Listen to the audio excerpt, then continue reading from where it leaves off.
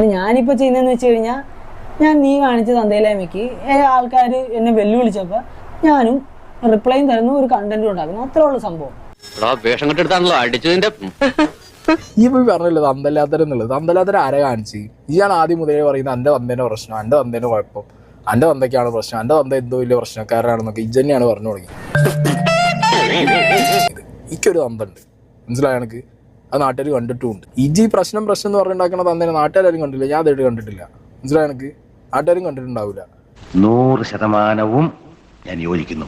തന്തല്ലാത്തരം എന്നൊക്കെ വിളിച്ച് പറയുമ്പോൾ അത് ആർക്കാണ് എങ്ങനെയാന്നുള്ളത് ഇജ്ജനെ വിളിച്ച് പറഞ്ഞതാണ്. അങ്ങനെ സംഭവിച്ചു പോയി തങ്കച്ച. അതിന് ഇന്നെ കൊണ്ട് എൻ്റെ വിളിപ്പിക്കരുത്.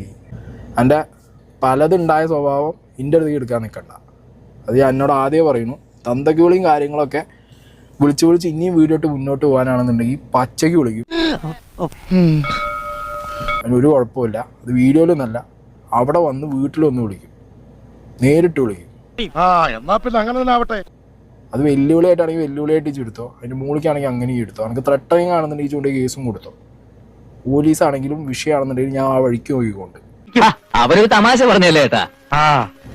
അതുകൊണ്ട് വീഡിയോയിൽ വന്നിട്ട് വാപ്പാക്കും തന്തയ്ക്കും എന്നൊക്കെ പറഞ്ഞിട്ടുള്ള ചെറ്റ വർത്താനം പറഞ്ഞ പ്രശ്നേഷനല്ല, ഇതിൻ്റെ അപ്പുറത്തേക്ക് തന്നെ ഉണ്ടാക്കിയവനാണെന്നുണ്ടെങ്കിലും അത് തിരിച്ചു തരാൻ